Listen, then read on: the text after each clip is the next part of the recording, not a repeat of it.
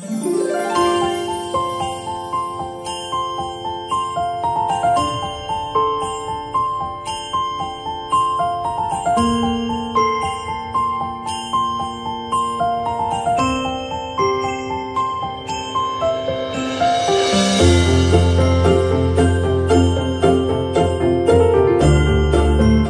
मित्रांनो, मी नितीन जयकांत जाधव आपल्या सर्व श्रोत्यांचे माझ्या शब्दरंजन या यूट्यूब चॅनलवर सहर्ष स्वागत करतो. नमस्कार रसिकपेक्षो, नमस्कार. आज पुन्हा एकदा मी आपल्या भेटीसाठी आलो आहे एक नवीन कथा घेऊन. ही कथा इतर कथांसारखी साधी सरळ कथा नाही आहे. हा एक अनुभव आहे, एक भयकथा आहे. मला सांगणारा माझा मित्र, ज्यांनी या गोष्टीचा अनुभव घेतला आहे, त्यांनी मला ही गोष्ट बसून व्यवस्थितपणे सांगितली. कसं आहे की भयकथांचं आणि भयानक अनुभवांचं असं आहे की कधी कधी ऐकणाऱ्याला असं वाटतं की हा भंपकपणा आहे, पण सांगणाऱ्यासाठी तो सत्यार्थ असतो.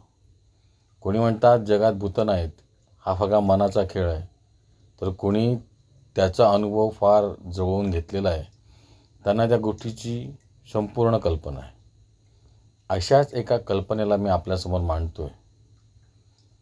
तर कथेचं नाव आहे सखाराम. तर चला मित्रांनो, या कथेची आपण पुढे कल्पना घेऊया आणि कथा ऐकूया. तर कथेचं नाव आहे सखाराम. वैभव फार गडबडीत निघाला होता. त्याच्या वडिलांचा त्यांना फोन आला होता आणि त्याला त्यांनी सांगितलं की कसंही करून आज 7,500 रुपये घेऊन उद्या सकाळी कसंही करून तुला गावाला पोचायचं आहे. गावाला यासाठी इतकं घाईघाईत जायचं होतं कारण ते 7,500 भरून त्याच्यातून येणाऱ्या लाईटचे पोल लावून घ्यायचे होते. वैभवने काही दिवसापूर्वीच गावाला आपल्या वाडीत आपलं नवं घर बांधलं होतं, पण तिथे अजूनही लाईट आला नव्हता आणि त्याच्यासाठीच सगळे प्रयत्न चालले होते. तर खूप प्रयत्नांनी आणि गावच्या काही नामवंत लोकांच्या शिफारशीने वैभवच्या वडिलांना लाईटच्या पोलमध्ये कमी खर्चाने आणि व्यवस्थितपणे लाईटचे पोल लावून घ्यायला भेटत होते आणि म्हणून त्यांनी ही धावपळ करायला सांगितली होती. आणि ही धावपळ करणार होता वैभव. तो मुंबईला एका चांगल्या कंपनीत कामाला होता, पण यावेळी वडिलांना किंवा वडिलांपर्यंत पोचणार असं कोणीच नव्हतं, म्हणून त्याला धावत पळत जावं लागलं. आपली सकाळची शिफ्ट आटपून सगळी धावपळ करून बॉसला सांगून 2 दिवसाची रजा घेऊन वैभव गावी रत्नागिरीला जायला निघाला. कसं बसं थोडं सामान, पैसे, प्रवासासाठी लागणारा एक्सपेन्स म्हणजे त्यासाठी प्रवास खर्च, या सगळ्या गोष्टींची त्याने सगळी तयारी करून घेतली आणि मग तो निघाला प्रवास करण्यासाठी. त्यावेळी बोरिवली डेपोतून संध्याकाळी 8ची एस टी होती रत्नागिरीला जाणारी. ती इकडनं 8ला सुटत असली तरी तिकडे तिला पोचता सकाळी 5 वाजायचे. त्याला असं वाटलं की आपण मध्ये उतरू आणि मग रात्री तिथेच हायवेला थांबून मग आरामात सकाळी घरी जाऊ, या विचारात असला वैभव जाऊन एस टी स्टँडवर उभा राहिला. बोरिवलीवरून 8 वाजता सुटणारी गाडी म्हणजे ती आपल्या या स्टॉपवर येईपर्यंत तिला 1 ते अर्धा तास तरी लागेल, या विचारात असला वैभव जाऊन उभा राहिला आणि लगेच रत्नागिरीला जाणारी एस टी आली. त्याला थोडं वेगळंच वाटलं की इतक्या लवकर एस टी आली, जिची वाट बघत थांबावं लागतं, कधी 1 तास, अर्धा तास, कधी कधी तर सीझनला तर 2 ते 3 तास उभं राहावं लागतं, तरी गाडी वेळेवर नसते. पण आज अगदी वेळेच्या आत. नशीब चांगलं होतं की तो वेळेत आला होता, नाहीतर जर उशिरा आला असता तर त्याची एस टी चुकली असती आणि सगळं बोंबललं असतं. परत ट्रेन, परत तिकीट्स, परत बसायला जागा नाही, रिझर्वेशन नाही, सगळी धावपळ आणि शेवटी रत्नागिरी कुवारवाला उतरून परत धडपडत मागे जायचं. त्याच्यापेक्षा एस टी ही व्यवस्थित सोडणारी, म्हणजे इकडनं सरळ रत्नागिरीला जायचं किंवा उजेड असेल तर वाटेत उतरायचं. पण तसा वैभव हुशार होता. अच्छा, एस टीने प्रवास करून गावी जाण्याचा त्याचा हा पहिला प्रसंग होता. त्याचा आनंद कमी पण त्याला कंटाळा जास्त आला होता. कारण एक तर ऑफिसचं काम, त्याचा थकवा, झोप बरोबर झालेली नाही, आणि ते धावत पळत जाऊन एस टी पकडायची. आणि मग एस टीमध्ये माणसांना काय झोप लागते त्याचा अनुभव तुम्हाला चांगला असेलच. अशा प्रकारे अशा अनुभवातून चाललेला वैभव त्या एस टीत चढला. कंडक्टरला त्याने सांगितलं की मला निवळीला उतरवा. कंडक्टरने त्याला सांगितलं निवळीला उतरू नका, कारण गाडी निवळीला जाईल तेव्हा कमीत कमी 3-3:30 तरी वाजलेले असतील. एकतर तो हायवे आहे, दुसरा चोरांचा सुळसुळाट आहे, कशाचं काही सांगता येत नाही. त्याच्यापेक्षा तुम्ही एक काम करा, पैसे तेवढेच लागणार आहेत तर तुम्ही सरळ रत्नागिरी डिपोत का थांबत नाही. पण वैभव म्हणाला की नको, तुम्ही एक काम करा, मला हातकंबाचं तिकीट द्या, मी हातकंब्यात उतरतो. ॲक्च्युली त्याला उतरायचं होतं निवळीलाच, कारण निवळीतून त्याला असं वाटलं होतं की आपल्याला गावात जाण्याची कुठली रात्री गाडी भेटेलच, आणि आपल्याकडे असं चोरीला जाणार का काही आहे या विचारात असला वैभव. त्याने तिकीट काढलं आणि कंडक्टर नाही नाही म्हणत असताना सुद्धा त्यांनी निवळीचं तिकीट काढलं. कंडक्टरला काय, तो म्हणाला तुमची मर्जी. आणि अशा प्रकारे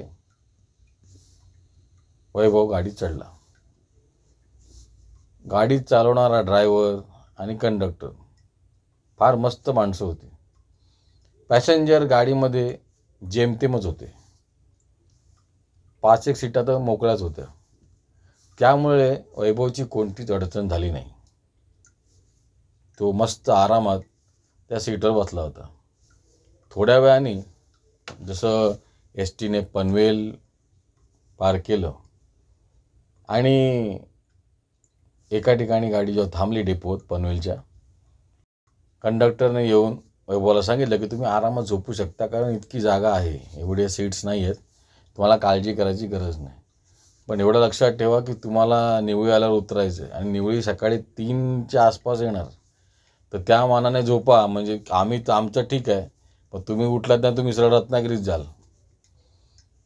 यावर वैभवला बघा ना जरा प्लीज, तुम्ही लक्ष द्या ना, का तुम्ही किमान जागे असाल किंवा ड्रायव्हरला सांगा. तो म्हणतो मी ड्रायव्हरला सांगेन, आणि तोच ड्रायव्हर पुढे रत्नागिरीपर्यंत राहणार आहे, पण त्याच्या लक्षात असेल तर ठीक, नाही तर मग तुम्ही रत्नागिरीतच जाणार. वैभव म्हणतो मी प्रयत्न करेन उठण्याचा, पण प्लीज जरा बघा ना तुम्ही, कारण तुमचा रोजचा प्रवास आहे, तुम्हाला कळतं, मला काहीच कळणार नाही. कंडक्टर बोलतो ठीक आहे, मी ड्रायव्हरला सांगतो. असं म्हणून कंडक्टर पुढे जातो. एस टीच्या लाईट्स घालवल्या जातात. पेणला एका ठिकाणी जेवण्यासाठी पण एस टी थांबते. तिथे सगळे जेवून घेतात. जेवून झाल्यानंतर तिकडनं जी एस टी सुसाट सुटते ती सुसाटच सुटते. बंद झाल्या लाईट्समुळे कोणाला काहीच कळत नाही, सगळे शांत झोपलेले असतात. कुठे मध्ये एखाद वेळ ब्रेक मारला तर थोडी पांगापांग होते आणि थोडी प्रवासी जागे होतात, पण तसं काहीच होत नाही, कारण थकवा इतका असतो. आणि गाडीमध्ये होणारी जी आदळआपट आहे ती इतकी जबरदस्त आहे की माणसांना जी झोप लागली आहे ती नैसर्गिक लागलेली आहे. त्याच्यामुळे माणसांना काय याची काळजी नाही की आपली झोप मोड का होईल, त्यांना माझी गाडी जशी आहे म्हणजे या सगळ्या गोष्टी होणारच आपल्याबरोबर, म्हणून ते त्या तशी मनाची तयारी करूनच झोपलेले आहेत. आणि या अशा सगळ्या थकलेल्या वातावरणामध्ये जे बाकीचे प्रवासी शांत झोपी गेलेत, तशीच वैभवला सुद्धा सुंदर झोप लागली होती. तो शांत झोपला होता. त्याच्याला झोपेमध्ये हे कळलंच नाही की तो गाडीत प्रवास करतोय. पण त्याने आपली सॅक आपल्या उशाला ठेवली आणि मस्तपैकी तो लांब लचक सीटवर झोपून गेला. रात्र कशी सरली त्याला काहीच कळलं नाही, आणि सकाळचे 3 कधी वाजले, मध्यरात्र कधी वाजले त्याला कळलं नाही. पण ड्रायव्हरच्या ते बरोबर लक्षात होतं. कंडक्टरने म्हटल्याप्रमाणे ड्रायव्हरने गाडी 2:30 वाजताच निवळीला पोचवली होती आणि कचकचून ब्रेक मारल्यानंतर गाडी जी थांबली तिथून कंडक्टरने मारलेली हाक आणि त्या हाकेबरोबर धडपडत उठलेला वैभव. ओ मुंबईकर, उठा उठा, तुमची निवळी आली. या हाकेनी वैभवला जाग आली. वैभव धडपडत उठला. त्याने आपली सॅक खांद्याला लावली आणि बाहेर बघितलं तर किर्र काळोख होता. वैभव गाडीतून उतरला. कंडक्टरने सांगितलं की काळजी घ्या, तुम्ही या ठिकाणी मला एकटेच दिसताय. मी तुम्हाला खूप समजवण्याचा प्रयत्न केला की रत्नागिरीत चला, पहिल्या गाडीने तुम्ही जाऊ शकता, पण तुम्ही माझं ऐकायला तयार नाही. हातकंबा बोलला होतात, पण आता निवळीत उतरलात. मर्जी तुमची, आता मी काय म्हणणार, पण काळजी घ्या. असं म्हणून गाडी भरधाव सुटून निघून गेली. ज्या गाडीने वैभवला मुंबईपासून रत्नागिरीपर्यंत आणलं होतं त्या गाडीकडे खूप प्रेमाने आणि आधाराने वैभव बघत होता. आता ती गाडी धुरळा उडवत निघून गेली होती. रस्त्यावर मोजक्या 1-2 स्ट्रीट लाईट्स होत्या. त्याच्या प्रकाशात वैभवने आरामात रस्ता ओलांडला. रस्त्यावर भटकणाऱ्या कुत्र्यांपलीकडे रस्त्यावर कोणीच नव्हतं. वैभव तिथल्याच एका स्टॉलजवळ जाऊन बसला. सगळा शुकशुकाट होता. सुरुवातीला त्या शांततेचा अनुभव घेता घेता नंतर मग वैभवला त्याची भीती वाटायला लागली. पण तरी पण त्याला त्याचं काम तर करायचं होतं, म्हणून तो कसाबसा छातीजवळ आपल्या बॅगेला आवरून बसला आणि मुखी स्वामी समर्थांचे नामस्मरण करत राहिला. इतक्यात एक भरधाव येणारा ट्रक त्याला दिसला आणि तो ट्रक जयगडच्या बाजूने वळला. हे वैभवने पाहिले. त्याने उठून लगेच त्या ट्रकला हात दाखवला. त्याला आधी थोडी भीती वाटली, पण दुसरा पर्याय नव्हता. ट्रक चालकाने सरळ पुढे जात मग पुढे जाऊन ब्रेक कचकचून मारला आणि मग एक रिवर्स टाकत तो मागे येत म्हणाला, कहाँ जाना है तुम्हें? वैभव म्हणाला की मुझे आगे बीच में उतार देना, मुझे बीच में उतरना है. यहाँ इस वक्त कहाँ से चले आए? नहीं, मैं बम्बई से आया हूँ, कुछ अर्जेंट काम था इसलिए जा रहा था. गाड़ी बहुत जल्दी आई इसलिए यहाँ पे उतर गया. क्या हुआ? तो ड्राइवर म्हणाला, पागल हो, यहाँ पे गुंडे मुस्तंडे घूमते रहते हैं, अगर किसी ने मार दिया तो आ जाओ, बैठो हमारे ट्रक में. वैभव म्हणाला, पैसा कितना लोगे? या हुआ तो ड्राइवर म्हणाला, जान सलामत तो सब कुछ मिलता है दुनिया में, आप आके अंदर बैठिए, बाकी भगवान संभाल लेगा. असं म्हणत ट्रकवाल्याने वैभवला आत येण्याचा इशारा केला. ट्रक ड्रायव्हर आणि क्लीनर असे दोघं जण ते होते. त्या दोघांनी वैभवला हात देऊन वरती घेतले. पहिला त्यांचे चेहरे बघून वैभव चिंतेत होता, प्रश्नात होता. कारण त्याला असं वाटलं की दरोडेखोर मारण्याजागी ह्यांनी जर मला मारलं तर कोणाच्या बापाला कळणार आहे. आणि आपल्या बॅगेत पैसे आहेत हे आपण मगाशी विसरलो होतो. मग त्यांची तर चांदी होईल, पण जीव हकनाक जाईल याची त्याला भीती वाटली. पण काही काळानंतर बोलणं इतकं रुळत गेलं की कळलंच नाही की कधी त्याच्या गावाचा नाका आला ते. तो शांतपणे त्याला म्हणाला, मुझे यहाँ पे उतार देना, यहाँ से नीचे मेरा गांव है. तो म्हणाला, पागल हो, यहाँ पे उतरोगे, यहाँ पे कोई कुत्ता नहीं है, इतने अंधेरे में कहाँ चले जाओगे तुम? तो बोलते, जो भी है यहाँ पे उतार दो, मेरा गांव है, कैसे करके चले जाऊंगा मैं. असं म्हणत वैभव त्या गाडीतून खाली उतरला. त्याने म्हटलं, आप पैसा कितना लोगे? त्याने म्हटलं, मेरे लिए दुआ करना. पैसे की क्या कीमत है, तुम्हारी दुआ कहीं ना कहीं मेरे काम आ जाएगी. आणि पुन्हा एकदा वैभवला स्वामींची आठवण झाली. आज या एकट्या रस्त्यावर या निर्जन ठिकाणी सुद्धा स्वामींचा आशीर्वाद ह्याच्या पाठीशी धावत आला होता. त्यांचे नामस्मरण ह्याच्या पाठीशी धावत आले होते. आणि त्यांचं ते भिवू नकोस, मी तुझ्या पाठीशी आहे, या वाक्याची त्याला आठवण झाली आणि त्याने मनोमन स्वामींना नमस्कार केला.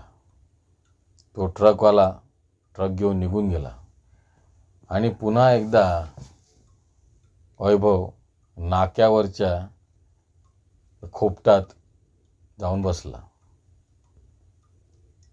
त्याला असं वाटलं आता कसं खाली जायचं, रस्त्याला काहीच नाही, काळोख इतका किर्र आहे, पायाखालच्या जनावराची भीती, काय कसं करायचं या विचारात तो तिथेच बसून राहिला. त्याला असं वाटलं थोड्या वेळाने इथे झोपूया आपण, पण झोपण्याची भीती वाटत होती.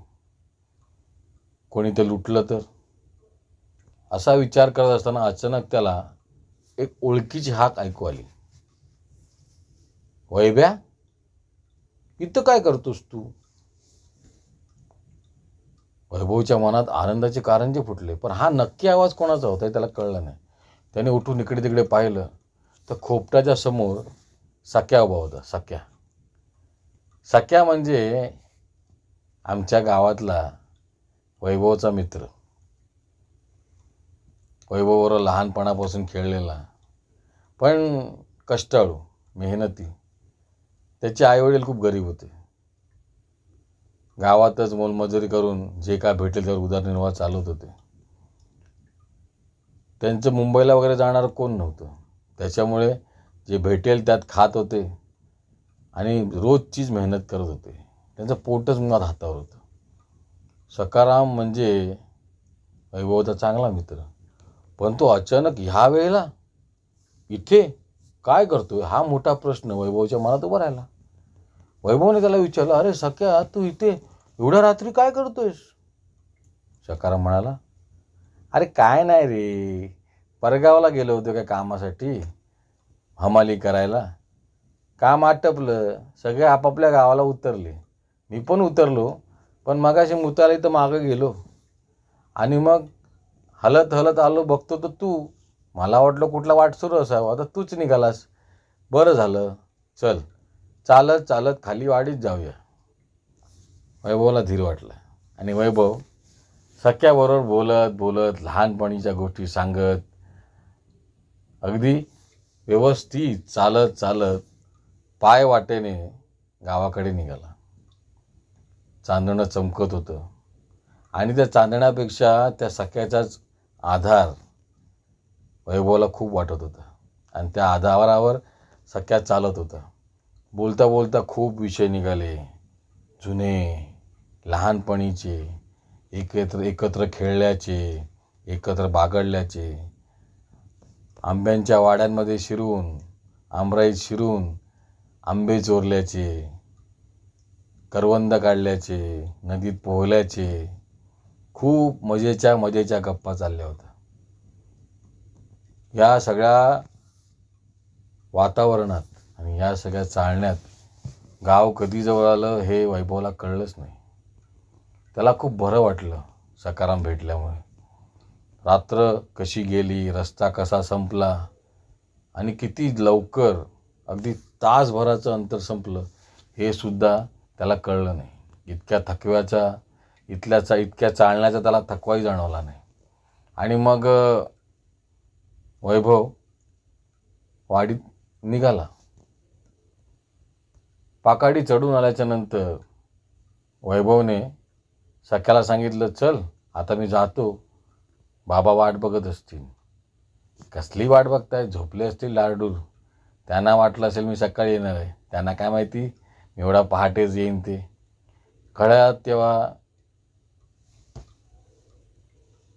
4:01 वाजले होते आणि सखारामला हात दाखवून आणि सखाराम वैभवला निरोप देऊन निघून गेला त्याच्या घराच्या दिशेने. आणि वैभव आपल्या घराच्या दिशेने निघून आला. दारात आल्यानंतर त्याने दार बडवलं. सगळी धडपड झाली. वडील उठले. त्यांनी दरवाजा उघडायच्या आधी कोण आहे म्हणून विचारलं आणि वैभवने मी आहे असं म्हणतं वैभवला जोरदार शिव्या हासडल्या. वैभवला असा राग आला, पण त्यांचं म्हणणं बरोबर होतं. एवढ्या रात्री का आलास तू? रत्नागिरीत जायचं होतं, तिथे थांबायचं होतं. अशी वैरण रात्रभरी नाही. पण आपण एकट्याने आल्याचं धाडस आणि एकट्याने आल्याचा अभिमान होता वैभवला. त्याच्यामुळे तो त्याच अभिमानामध्ये आत शिरला. हातपाय धुतले. बाबांची बडबड चालू होती, आईची चिंता चालू होती. या सगळ्यात पुढ्यात आलेलं ताट तो जेवला आणि गप्प झोपी गेला. सकाळी उठला तेव्हा जेमतेम 11 वाजले होते. उठल्याच्या नंतर त्याने पाहिलं तर आई चुलीवर बसली होती आणि बाबा काहीतरी कामासाठी गावात गेलेले. काल रात्री त्याने ते आणलेले पैसे जे बाबांना दिले ते कदाचित त्याच कामासाठी बाबा गेले असतील असा तर्क वैभवने लावला. मग तो उठला. त्याने मस्त गरम पाण्याची आंघोळ केली. रात्रीचा थकवा आता कुठच्या कुठे निघून गेला होता. पण ती एस टीची धडधड आणि त्या ट्रकची धडपड या सगळ्याचा शरीरावर आणि मनावर चांगलाच परिणाम झाला होता. त्याच्यामुळे तो थकवा काही सहज जायला असं नव्हतं, पण बरं वाटत होतं. कारण इतकं केल्यावर गावच्या मोकळ्या वातावरणात पाय ठेवल्यानंतर जो आनंद भेटतो तो काही वेगळाच होता. त्या गावच्या हवेतला सुगंध, तिथला तो नैसर्गिक अनुभव, गावच्या आपल्या मातीचा सहवास, आपल्या लोकांचा सहवास, सगळं कसं खुलून आलं होतं. मग त्याची आई त्याला म्हणाली, अरे तू जरा नाश्ता वगैरे कर, मी जरा जाऊन येते. तो म्हणाला ठीक आहे. आणि मग तो मस्तपैकी त्यांनी न्याहारी केली आणि न्याहारी करून तो मोबाईल बघू लागला.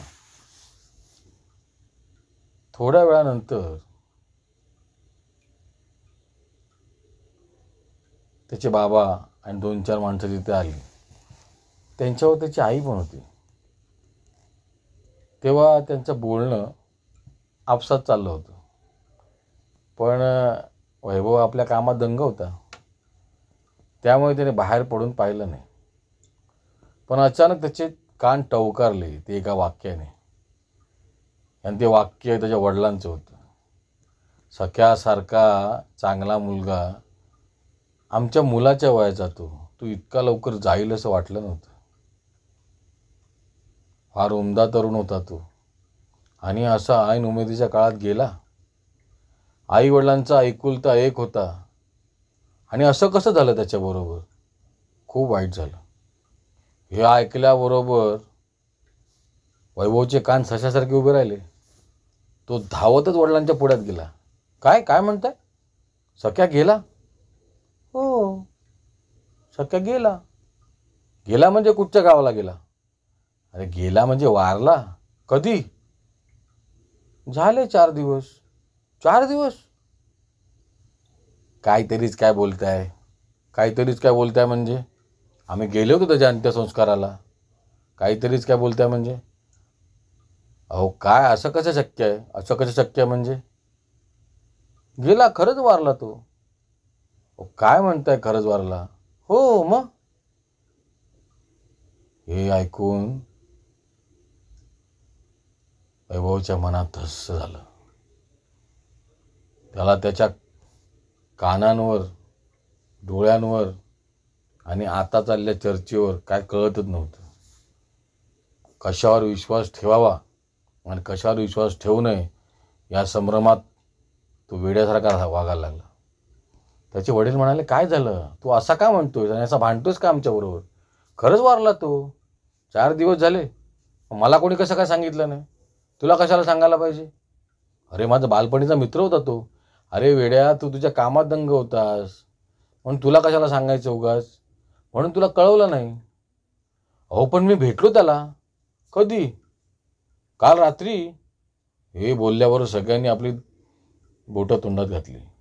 कसं शक्य आहे? हो, अहो नाक्यावरून त्याच्याबरोबर तर मी वाडीपर्यंत आलो. चांगला तासभर होता तो माझ्याबरोबर. बोलत आम्ही पूर्वीच्या आठवणींवर बोलत बोलत बोलत इथपर्यंत आलो. असं कसं होईल? हे ऐकल्यावर तिथे बसल्या प्रत्येक माणसाच्या काळजात धस्स झालं. यावर कोणी काय बोलायचं हेच कोणाला कळत नव्हतं. आणि मग वैभव शांतपणे त्या आंब्याच्या झाडाखाली बसून सकारामचा विचार करू लागला आणि त्या डोळ्यातून त्याच्या मित्रासाठी दुःखात अश्रू वाहू लागले. त्या अश्रूंमध्ये भीतीपेक्षा गेलेल्या मित्राबद्दल प्रेम आणि आदर होता. ज्याने प्राण सोडल्यानंतरही आपल्या मित्राची साथ सोडली नव्हती. त्याला व्यवस्थित घरी घेऊन आला होता न चुकता. मित्रांनो, आताच मी आपल्यासमोर ही कथा मांडली, सकाराम. आता आपल्याला ती कथा कशी वाटली ते मला कमेंट सेक्शनमध्ये कळवा. कथा आवडली असेल तर कथेला लाईक करा. माझ्या चॅनलवर जर नवीन असाल तर चॅनलला सबस्क्राईब करा. आता भेटूया पुढील कथेत. तिथपर्यंत आपली रजा घेतो. धन्यवाद.